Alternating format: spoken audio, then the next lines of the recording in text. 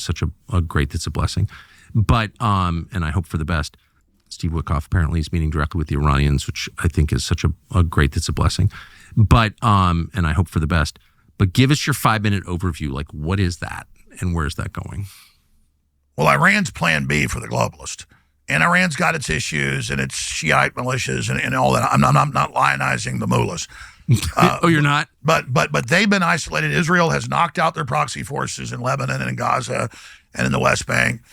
And Netanyahu is extremely unpopular. He's been indicted. And he said he doesn't want an investigation in January. He doesn't want an investigation of October 7th until the war is over. But then he never, is going to have the war be over. So I'm not even against Netanyahu. I'm not against Israel. I know most people in Israel don't war with Iran either. But he's been trying to drag us into war since 9/11. That's how long he's been around and in power off and on into this. And they have the most ballistic missiles in the world. 4-1, 5-1, 6-1 to even the Israeli anti-missile defense system. Israel, as you know, only has 3 big cities. They will get blown off the map by this conventionally, even if Iran doesn't have nukes and uses them, and the word is they do. Israel will nuke Iran, and then all hell's going to break loose. And in most scenarios, India and Pakistan start nuking each other. Saudi Arabia's got nukes. There's a lot of other countries that have nukes that people don't know about. You don't want even a limited nuclear war, because in most big threat assessment war games, and Tucker's an expert on this, he can attest to it, he talks to the experts, it breaks out. Kind of like your neighbor, has the Black Plague. Well, you might get it. Or, your neighbor, has got syphilis, and God forbid you have sex with them. I mean, this is a lot worse than syphilis. This is a lot worse than TB. Yeah, and one point that Alex was making here, like, you got to understand, if there is an attack on the nuclear facilities in Iran, or, if there is, in general, a nuclear attack in Iran, they're so close to the border of all the Gulf states there that are American allies, like Qatar. I think they're very close to Qatar, like almost bordering each other. That radioactive spillage is going to, obviously contaminate their water, and there's going to be a huge crisis that happens in that region due to them obviously striking their nuclear plants, and there's a spillage of radioactive material, and it's deadly, and there's going to be it's going to be a very bad crisis, and that shit could spread, like, especially with the shit they're using nowadays. And not only that, like, if Iran, that'll invoke Iran to obviously get nuclear weapons to defend itself, and there's going to be an arms race, a nuclear arms race in the Middle East, right? All the way from Saudi Arabia to all the Gulf Arab states are going to want to nuke. Turkey's going to want to nuke. And after that, it's like, and you have some of these regimes that are headed by pretty much like families that have led some of these places who are possibly could be irrational or prideful enough to, launch a fucking nuke, and you don't want that shit happening in the Middle East, guys. Okay, it's it'll be a who the fuck knows, right?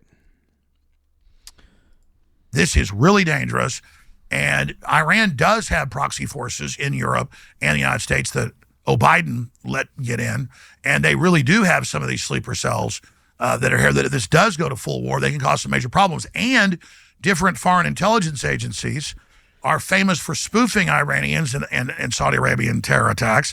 They could easily stage a big false flag to get us into a war with Iran. I'm aware, yeah.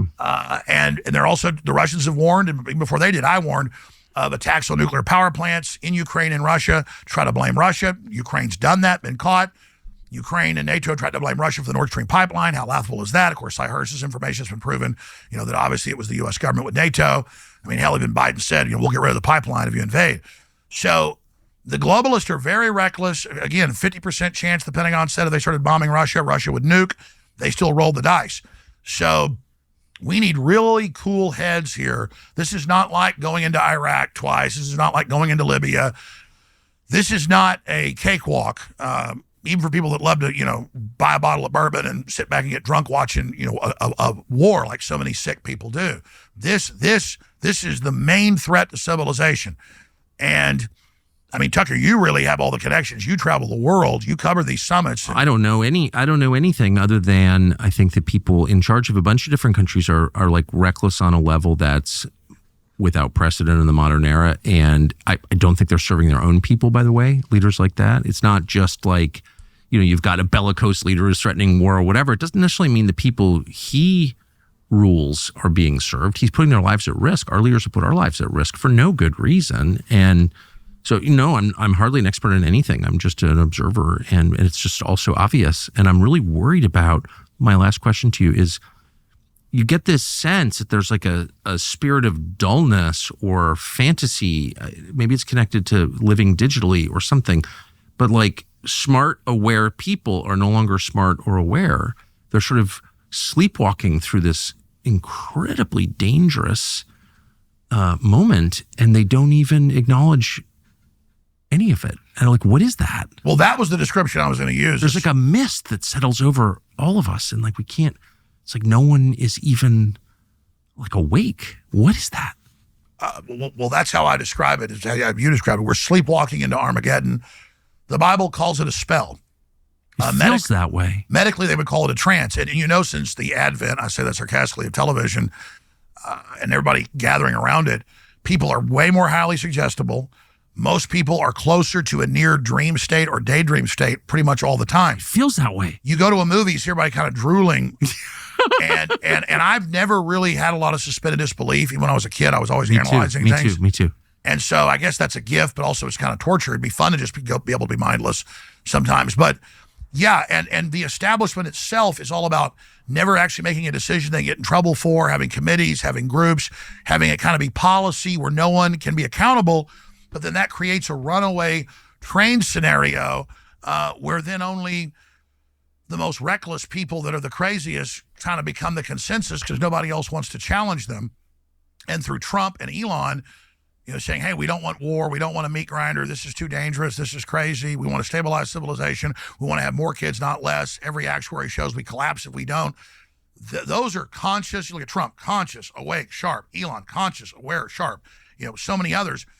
And then it's a system of kind of quasi-zombies and zombies run by a few kleptocrat, psycho, demon-possessed people that don't want us waking up the zombies. So that's why they're mad at me. It's why they're mad at Elon. It's why they're mad at you. In general, possessions are overrated, but there are some things you really would not want stolen. And to me, family so heavy and so big, a few of us can't turn it. But if we get more people politically engaged and aware, together we're able to turn the wheel as we're about to go over this waterfall 5,000 feet and get killed. And so it's people that are dialed in and conscious versus people that are unconscious in the middle versus evil that is driven by a very nihilistic, destructive force.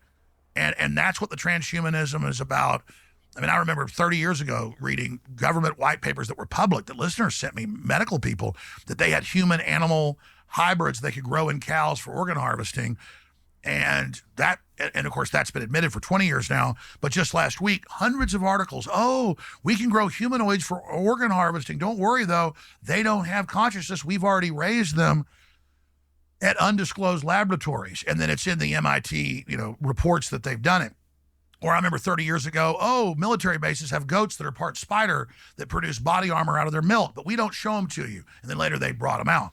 And then, we have dire... That is one serious look, man. Wolves living in an undisclosed location where we spliced 13,000-year-old DNA with a regular wolf. And my point is, the future's been here for a while. It's just not evenly distributed. So you've got this super advanced sectors of technology, literally in underground bases and facilities, and you've got an establishment, a very small technocracy that's even...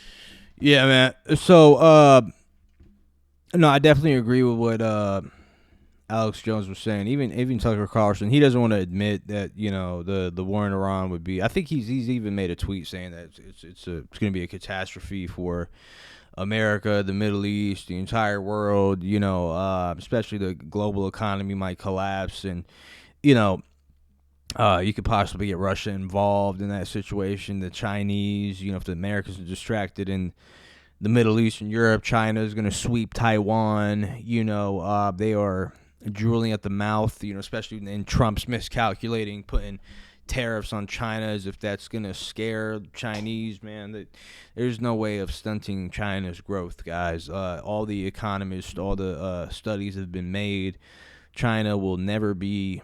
You can't slow China down unless you go to war with them, which is, I think, that could be, that they might have that planned. So who the fuck knows? All I know is that Netanyahu, the radical Zionist, the NATO elitists, they want a full-blown war in the Middle East, right? They want a nuclear arms race. They want chaos because they are slowly collapsing, losing power. They are being exposed at a high level, and these people are fucking... They're scared shitless of losing their power and influence, essentially, right? So, it's a strange dynamic. It's a very strange dynamic, but and like they were saying, there might be a situation where they false flag an event, like a 9/11 to justify going to war, to make it a patriotic event where Americans are rallying up in their warmongering, similar to what happened with 9/11. And then they ended up going to Afghanistan and Iraq for 20 plus years. And the ironic part about that was, the Saudi Arabians were way more involved in 9/11 than any of these countries they invaded. So, again, guys, it's a whole fucking mind fuck. Yeah, but let me know what you guys think in the comment sections down below, man. We just expose lies and false propaganda on this channel. If you like what we do, man, hit that subscribe button. All right, peace.